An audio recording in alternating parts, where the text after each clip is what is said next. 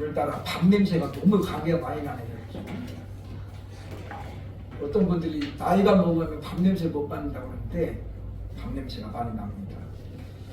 시편 119편 9절과 11절에 보면 이런 말씀이 나옵니다. 청년이 무엇으로 그 행실을 깨끗하게 하리까? 주의 말씀만 지킬 따름입니다. 내가 주께 범죄하지 아니하리하여 주의 말씀을 내 마음에 두었나이다 라고 우리에게 알려줍니다. 우리는 이 땅을 살아가면서 범죄와의 전쟁을 날마다 치릅니다. 왜냐하면 하루도 우리가 죄와 무관하게 죄 없이 살아가는 날이 사실상 불가능하기 때문이죠.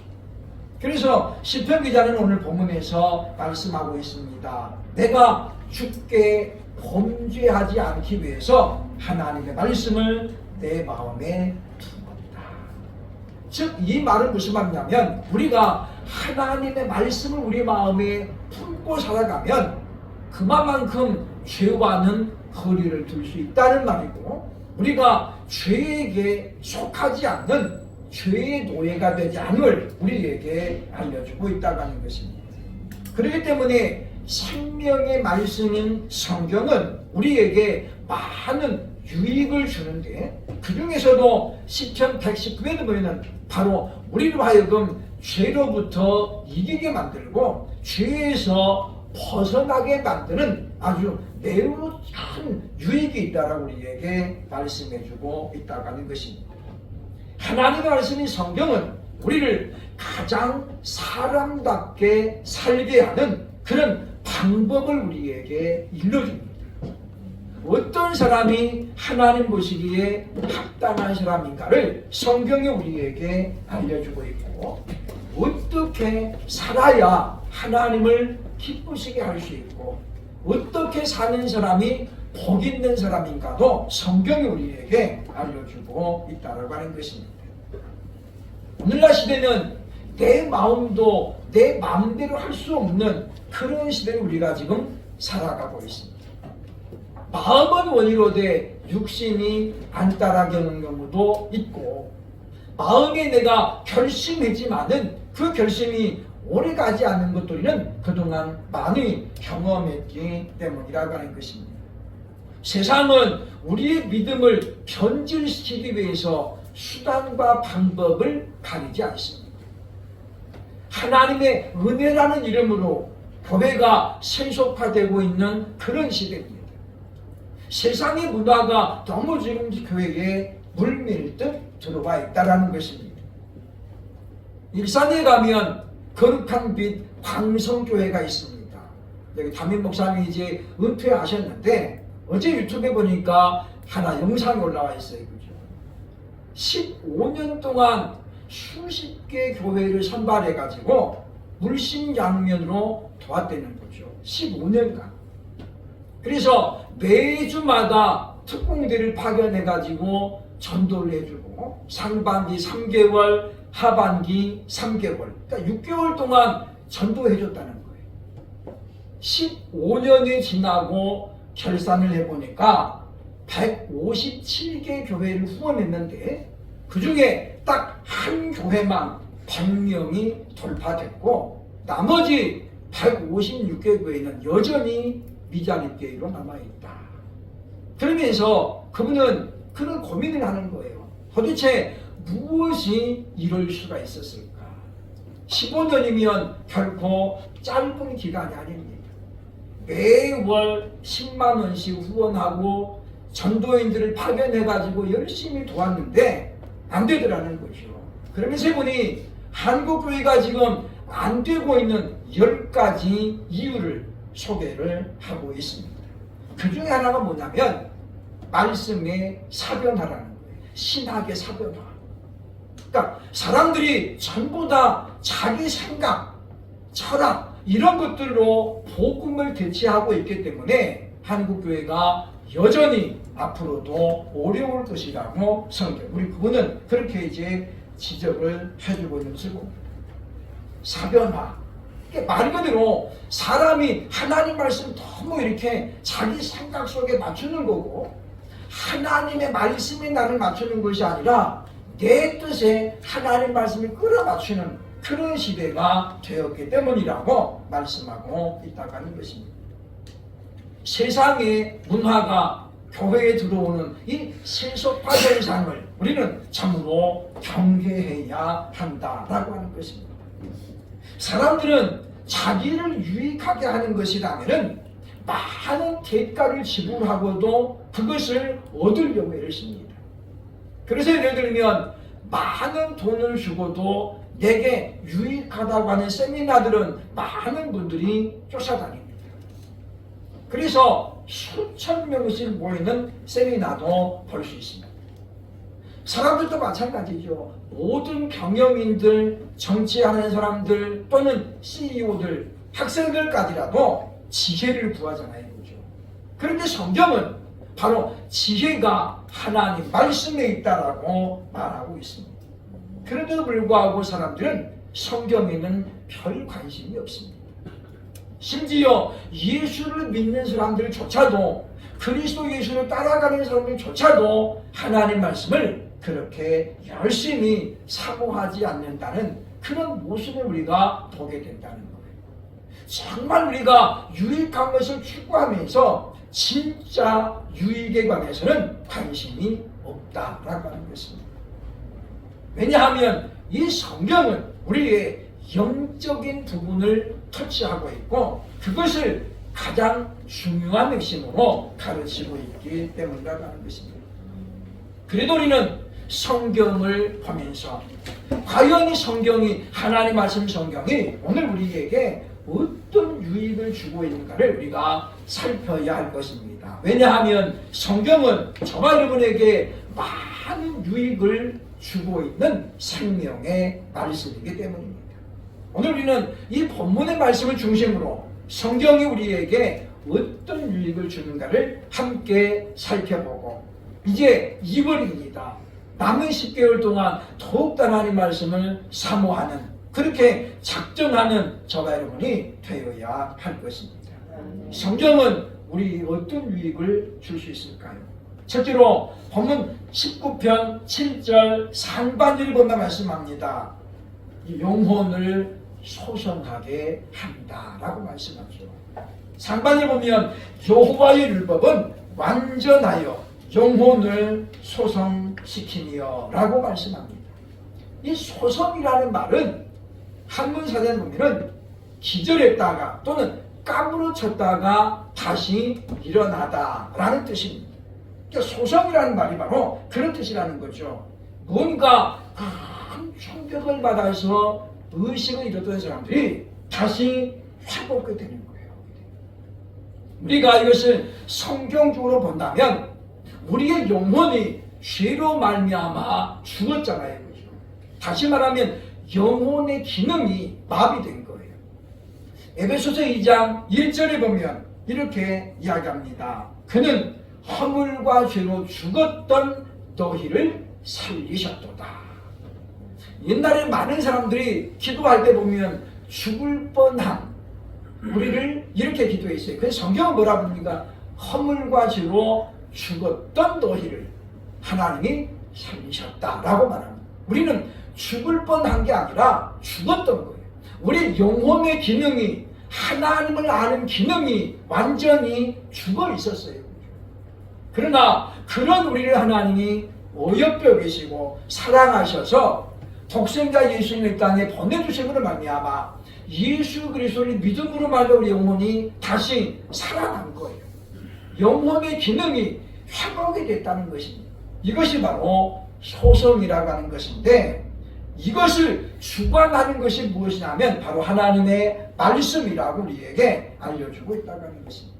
왜냐하면 하나님의 말씀은 완전하기 때문이다 라고 우리에게 그 비결을 소개하고 있다고 하는 것입니다. 그러면 우리의 영적인 기능이 마비돼서 마치 식물인간과 같았다는 거예요. 병원에 가면 살아있지만은 사실상 죽은 것과 징계 없는 사람들이 있습니다. 바로 보면 이 기능이 완전히 마비되어진 식물인간들이죠. 그가 눈은 뜨고 있을지 몰라도, 아직 호흡은 하고 있을지 몰라도 그는 아무런 사람으로서의 기능을 할 수 없습니다. 물론 그러다가도 10여 년 만에 기적같이 깨어나는 사람도 있습니다. 그러나 그것은 말 그대로 기적이라고 하는 그 단어로 설명할 수 있습니다. 누구나 그런 게 아니라는 거죠. 그러니까 어떻게 보면 저와 여러분이 영원히 죽어 있었던 우리들이 하나님의 은혜로 다시 살아나서 하나님을 우리의 아버지라고 부르게 된 것은 기적 가운데도 기적이라고 볼 수 있다고 하는 것입니다. 그러면 이 말씀 우리가 늘 가까이 해야 되는데, 사도 베드로는 베드로전서 2장 2절에서 이렇게 말합니다. 갓난 아기들 같이 순전하고 신령한 젖을 사모하라. 그로 말미암아 부엉에 이르도록 자라게 하려 함이라. 어린아이가 정상적으로 건강하게 자라려면 젖을 잘 먹어야 돼요. 그래서 잘 먹고 잘 자야 그 아이가 건강하게 자라주죠. 우리도 마찬가지입니다. 신앙인은 영적인 사람인데 우리가 신령한 젖인 하나님의 말씀을 우리가 늘 가까이 하고 이 말씀을 받아 먹어야만이 우리가 이 말씀은 뭐라고 합니까? 부엉에 이르도록 우리를 자라게 한다는 거예요. 그러니까 우리는 하나님의 사람으로 우리가 온전하게 성장하려면 하나님 말씀을 떠나서는 불가능하다라는 걸 우리 분명히 기억을 해야 된다는 것입니다. 베드로가 사용한 신령한 젖, 여기 신령하다 이 말은 순수한, 신실한, 순전한 그런 뜻이에요. 그러니까 우리가 엄마의 모유는 세상에 어떤 음료와도 대체할 수 없는 그렇게 순결하고 순전하잖아요. 그러니 우리가 그 모유를 먹고 자란 아이들과 우유를 먹고 자란 아이들은 분명히 다르다는 거예요. 성품도 다르고 성향도 다를 수밖에 없다는 것입니다.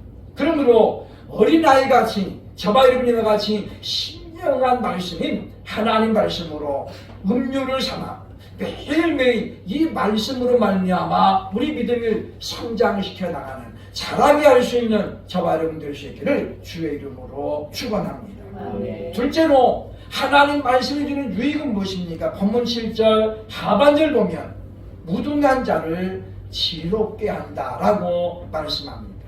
왜냐하면 여호와의 증거는 확실하기 때문이라는 거죠. 여호와의 증거는 확실하여 무등한 자를 지혜롭게 한다라고 말씀하고 있다고 하는 것입니다. 여기 지금 이 무등하다라는 말은 어리석을 우자를 썼거든요. 그러니까 어리석고 둔한 사람. 우리 둔한 사람은 어떤 사람이에요? 도대체가 무감각한 사람이죠. 눈치도 없고 깨닫지도 못하고 그런 사람. 깨어있지 않다라는 거예요.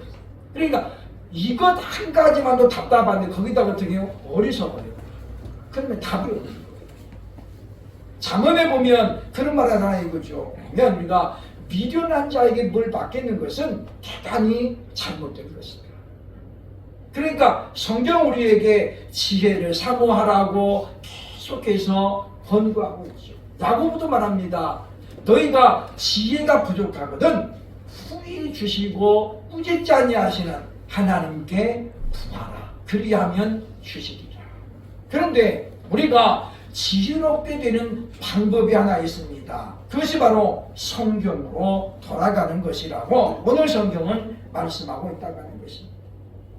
그러면 우리가 지혜로운 사람이 되는 것, 그것도 위로부터 주어지는 하나님이 주시는 지혜로 우리가 지혜롭게 되려면 우리는 하나님 말씀을 늘 묵상하고 읽고 들어야 되겠다라고 하는 것입니다. 세상에는 지혜를 사모하는 사람들이 얼마나 많습니까? 솔로몬도 왕이 될 때에 하나님께 지혜를 구했잖아요. 많은 사람들이 그래서 어떻게 하면 더 지혜를 얻을까 하고 공부를 많이 하고 책을 많이 읽습니다. 그런데 성경 전도서 1장 18절은 이렇게 이야기합니다. 지혜가 많으면 번뇌도 많으니 지식을 더하는 자는 근심을 더하느니라. 이게 무슨 이야기입니까? 세상에서 얻어내는 지혜는 얻을수록 자신을 어떻게 힘들게 한다. 그러니까 공부하지 말라는 게 아닙니다. 책 그만 보라는 말이 아닙니다. 이게 무슨 이야기냐면 우리가 우선적으로 구해야 할 지혜는 위로부터 오는 지혜를 구하라는 거예요.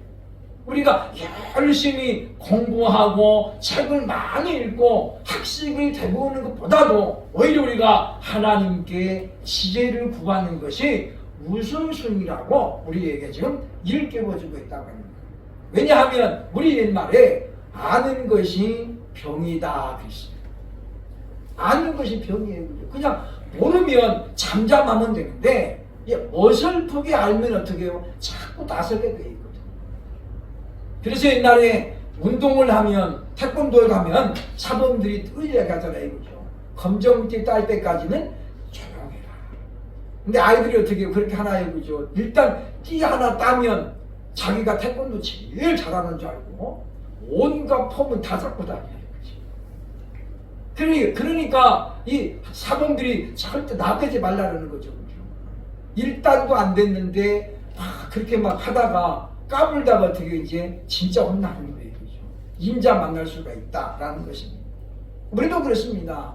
내가 알고 있는 조금을 많이 안다고 생각할 때가 있다는 거예요. 어떤 복음성가 집에 그런 간증이 나옵니다. 한 유명한 목사님이 전도를 하러 갔는데 청년들을 만났어요. 그죠? 그래서 예수님을 전하는데 그 중에 하나가 이야기합니다. 저는 우리나라 최고 대학을 다니고 있는데 저도 지금 알 만큼 압니다. 그러면서 이런 말이 성경은 거의 허구로 되어 있지 않냐. 그러면서 분이 자기 지식을 위해 그래서 목사님이 한참 쳐다보다가 물어봤대요. 그죠? 그러면 우리 젊은이는 꽃에 대해서 얼마나 많이 아냐. 꽃 이름 50개만 대보라. 그렇게 그죠. 서울대 다니고 배울 만큼 배운 사람이니까. 그래서 이분이 이야기했대. 왜냐? 이분이 꽃에 대해서 아주 조예가 깊어가지고 원예 사업을 하던 분이 옛날에.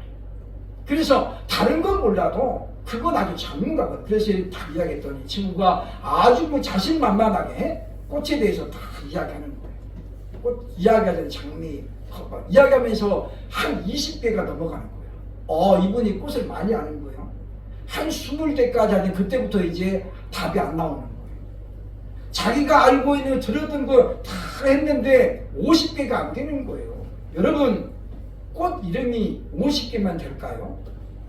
우린 지구상에 우리나라에만 해도 꽃들이 엄청나게 많습니다. 제가 성경을 보면서 이 메뚜기과에 속하는 곤충이 몇 가지인가 깜짝 놀랐어요. 그죠? 우리 뭐 메뚜기 보면 메뚜기 무엇도 또 있나? 몇 개 없죠. 그죠? 성경에 보면 이 메뚜기과에 속한 곤충이 40가지가 더 있습니다. 40가지가. 그러니 이 청년이 아주 의기양양하게 이야기했는데 50가지는커녕 절반 정도 하고 딱 입을 닫더라는 거예요. 목사님 그랬답니다. 나도 자네 때만은 그랬다.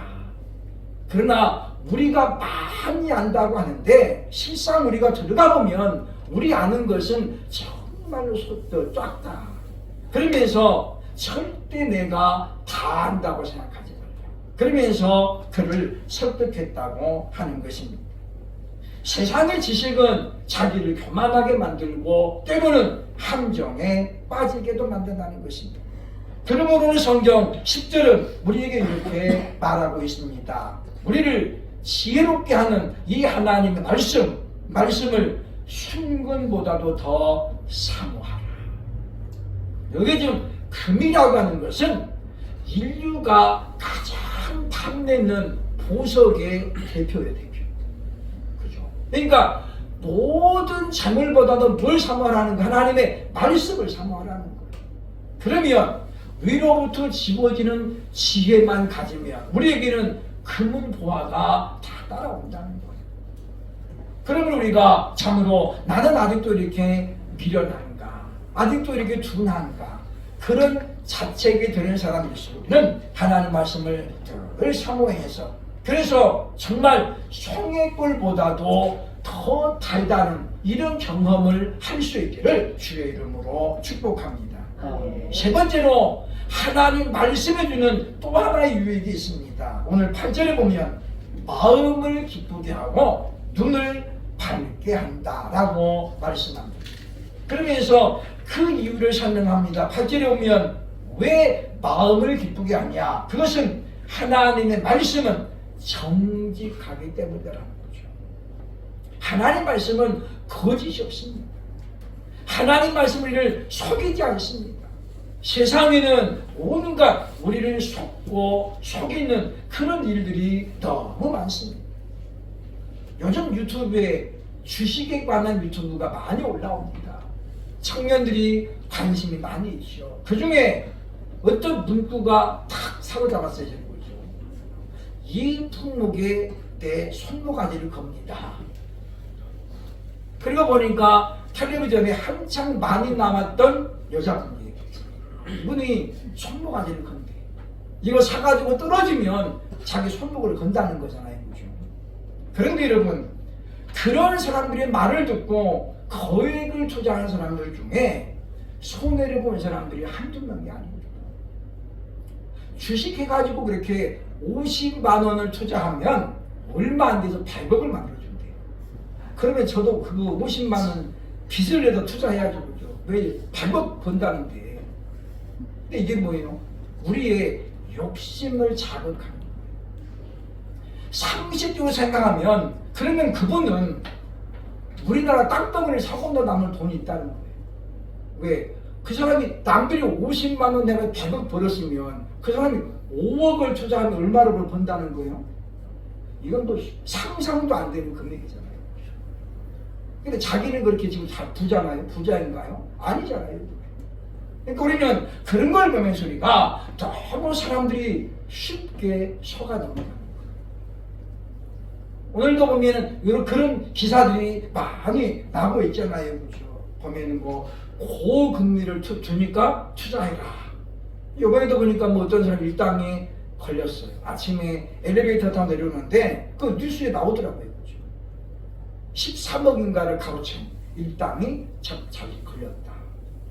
그러니까 우리가 지혜를 가져야 되는 이유는 뭐냐면 분별력을 가져야 되기 때문이죠. 우리는 그래서 상식적에 대해야 돼. 상식적.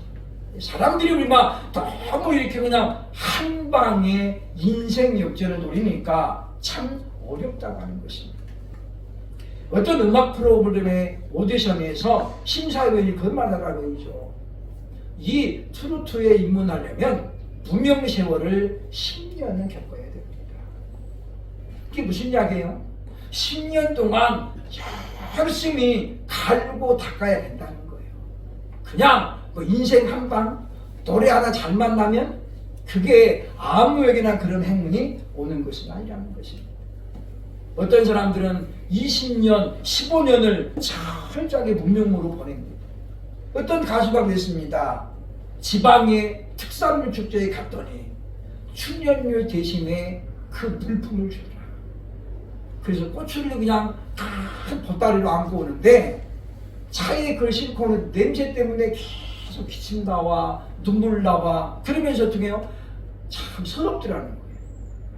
내가 지금 돈 벌어야 되는데 이 꼬추를 안고 오면서 너무 자기 신세가 처장해서 노래를 계속해서 해야 되냐 말아야 되냐 그런 고민을 했다가, 그런데 그런 고민, 그런 과정을 겪어야 이른바 우리가 말하는 스타가 되는 거예요.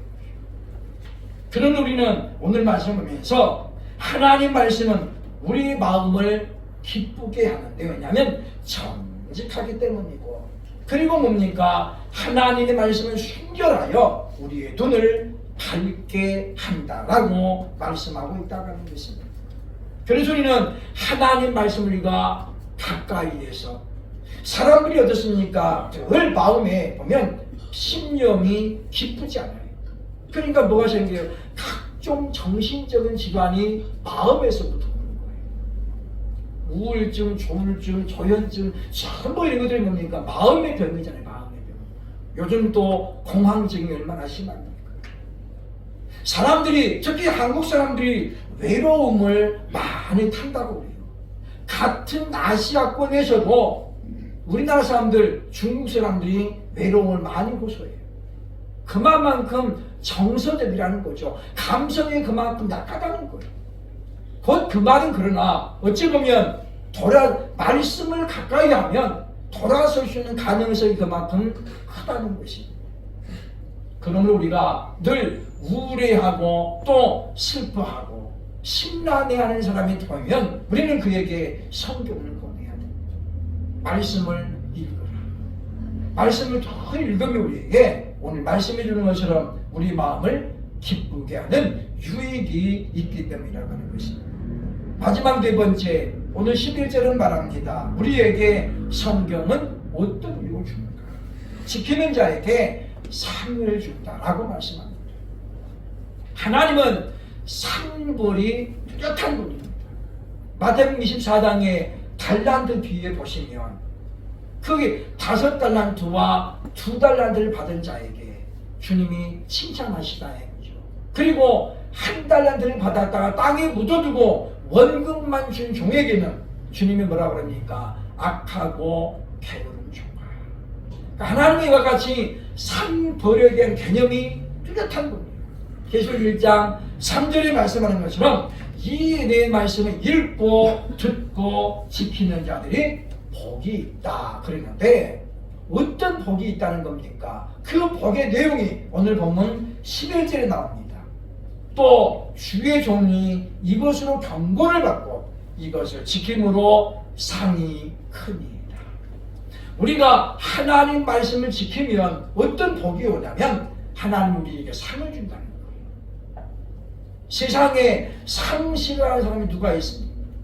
상은 참 받고자 합니다. 그래서 어떤 학교는 졸업생 전부에게 상을 주는 거예요. 상 이름도 얼마나 많습니까? 뭐 인사 잘하는 상, 뭐 선행상 기본이고 이런 별별 상을 다 붙여가지고 상을 다 주는 거예요. 사실 그것은 상이 아니에요. 상이 가치가 있는 건 뭐예요? 소수 많이 받으니까 가치가 있는 거잖아요. 그런데 다 받으면 그게 무슨 의미가 있어요? 그런데 성경은 분명히 상에 대해서 약속합니다. 그것이 뭡니까? 멸류관이죠. 생명의 멸류관, 의의 멸류관, 금멸류관, 영생의 멸류관, 시들지 않은 멸류관. 성경에 보니까 이런 멸류관 종류가 여러 가지 나옵니다. 운동선수들은 열심히 정말 땀빵 흘려놓으면 음성 활동하죠. 그죠? 왜냐? 좋은 성적을 내서 상을 하나 받으면 연봉이 올라가고 또 국가대표의 발탁이 되기도 합니다. 그래서 좋은 성적을 내면 부와 명예가 한꺼번에 따라오잖아요. 보면은 그래서 결혼도 안 한 젊은 나이에 교과서에 올라가는 이름들이 가끔씩 나옵니다. 원주에게 무슨 황영조 같은 사람, 또 한국의 그 빙상계의 우뚝선 김연아 같은 사람들 교과서에 나오잖아요. 그걸 무슨 수로 하겠습니까? 그 사람이 돈을 줘가지고 나올 수 있을까요? 아니라는 거예요. 바로 상을 받았기 때문에 그 상의 부상으로 그런 모든 것들이 따라옵니다. 그래서 사람들은 최선을 다해서 열심을 낸다고 하는 것입니다. 예수님께서 우리에게 분명히 약속하고 있잖아요. 계시록 22장 12절 자주 인용하는 말입니다만은 내가 속히 오리니 내가 줄 상이 내게 있어 각 사람에게 일한 대로 갚아주리라. 예수님 다시 오실 때 우리에게 상을 갖고 있습니다. 상을. 그리고 우리의 행한 그 행위를 따라 하나님은 어떻게 우리에게 행한 대로 상을 주신다는 거예요. 하나님 말씀은 우리에게 삶을 약속하고 있습니다.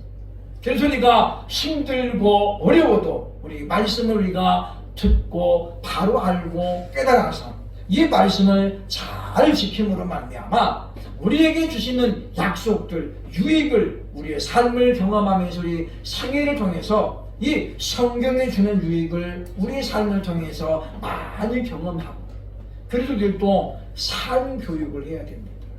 내가 이렇게 하나님 말씀 많이 사모했더니 이런 유익이 내게 있었다.